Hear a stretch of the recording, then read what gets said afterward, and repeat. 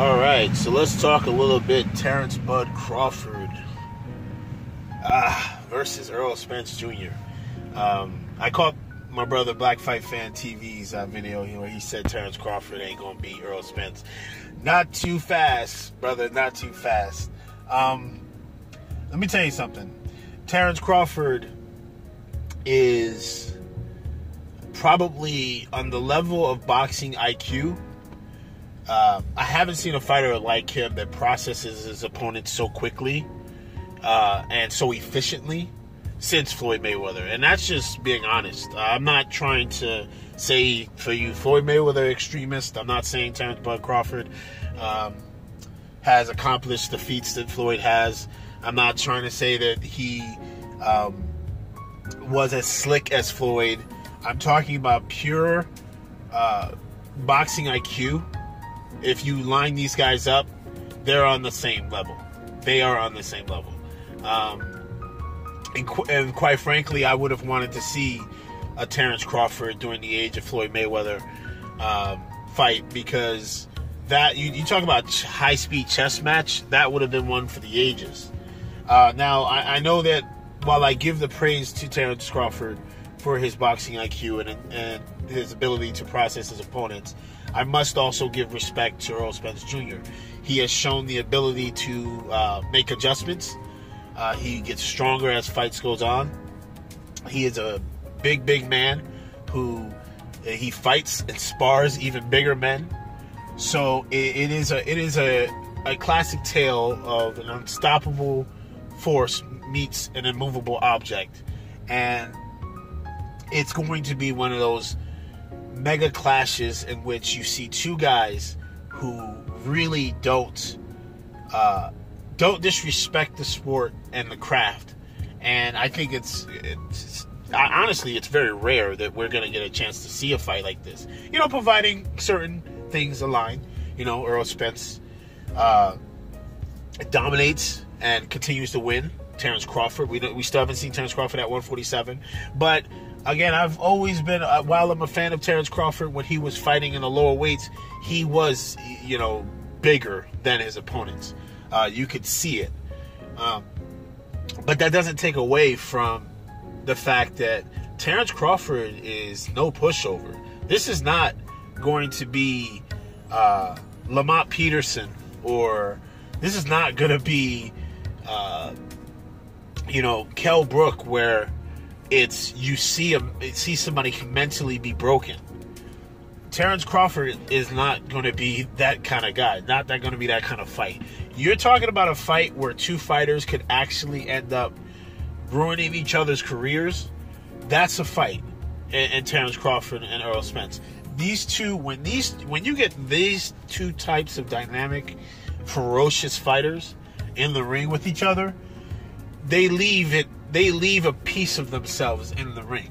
And I honestly do see that kind of going down between Terrence Crawford and Errol Spence. And to me, this is, believe it or not, after I see and I assess how he fights a much bigger, sturdier fighter in Jeff Horn, if I see this man rocking Jeff Horn, pillar to post across the ring, like he's done in the lower weights and he's done when he's moved up, if I see him being able to handle the size of Jeff Horn, if I see this dude being quicker to the spots than Jeff Horn, if it looks as if Terrence Crawford is fundamentally light years ahead of opponents at 147, I'm sorry, Black Fight Fan. No, this ain't gonna be that easy. This is gonna be one of those fights where there will be a winner, but there gonna also be two losers in the ring. And by that I mean they're gonna lose something. They're gonna extract something from each other. And to me, I look at it from this perspective.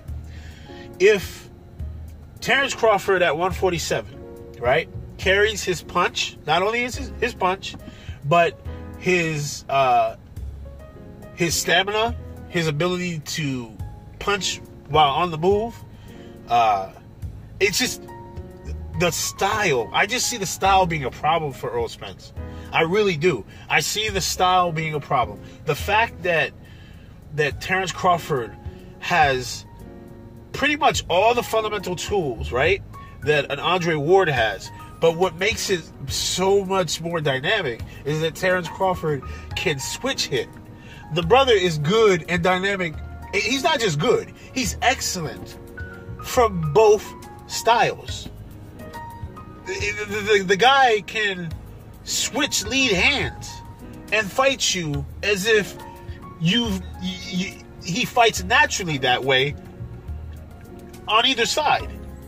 I haven't seen Errol Spence. Again, I haven't seen. Now, maybe others have seen him in the ring or in training camps do it, but I haven't seen Errol Spence deal with that. I mean, Terrence Crawford's jab from the righty stance is just as effective as it is from the southpaw stance. And it's fluid. There's no, you don't see him struggle. There's no difference in timing with reflexes, his defense, his ability to turn you from either side. There's a lot of problems there. I don't want to sleep on Terrence Crawford, and I don't want to sleep on Errol Spence. While Errol Spence is dynamic and he's big and, like I said, he's strong, he's just like, he makes the ring small because of his tenacity. The fact that he does have defensive flaws, just like Terrence Crawford has been caught in exchanges. Okay? But I don't think either fighter can afford, in this particular fight, either fighter can afford to have defensive lapses. So I'm not going to sit here and say that without a shadow of a doubt, I know Terrence Crawford will beat Errol Spence. And I damn sure ain't going to say without a shadow of a doubt Errol Spence is going to beat Terrence Crawford. Because I think this is one of those fights, man, where they put on such a magical, sadistic show for everyone that comes to watch, but that you know that these two men leave a piece of themselves in it, and they probably won't be the same moving forward. And that's my honest opinion about it. Now, let me know in the comment section what you guys think. That's my assessment and perception of what I see happening when these two ferocious lions get in the ring. Because I'm going to be honest with you, it's not going to be easy for either fighter. This is going to be one of those fights where, like I said, mouths open, guys getting hit with Titanic shots, guys you think they're going to fold, but they're not, because they have this will and this dog in them that is supernatural. And I don't really see this fight, like, this is going to be one of those fights, man, where you see Spence hit T-Bud in the mouth, and you'll see him smile, then come back, hit him with 3-punch combination, hit Errol Spence in the mouth, Errol Spence will smile. It'll be one of those fights where it's like, holy shit, how can they make this from average to great to legendary? Because these guys are going to come out, and they're going to come out doing some legendary shit from round one on. And for however long it lasts, because I think, honest to God, I think that Terrence Crawford's ability to box and to make adjustments is a bit more fluid than Errol Spence. And that's what's going to be the key and the edge to where I could see T-Bud taking the fight late.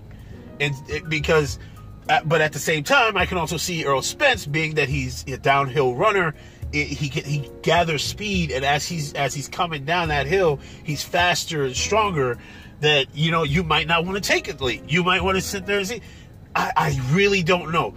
Both dynamic sledgehammer body shot punchers. Come on, guys. This is not a fight where anybody can definitively say, without a shadow of a doubt, right? And again, I'm prefacing this by saying we haven't seen T-Bud at 147. But if this man looks as strong, sturdy, fast, slick, and his timing is just as good as it was in the lower weights, oh, hell no. This is on some Ali Frazier shit. This is on some Ali Frazier shit in Manila, where these motherfuckers beat each other down so badly because one guy using his fluid motion, the other guy using his brute force, and they're just going back and forth, and then at the end of the fight, they never the same. Because I can honestly see this fight going down that way. Let me know what you guys think in the comment section. I'm out. Peace.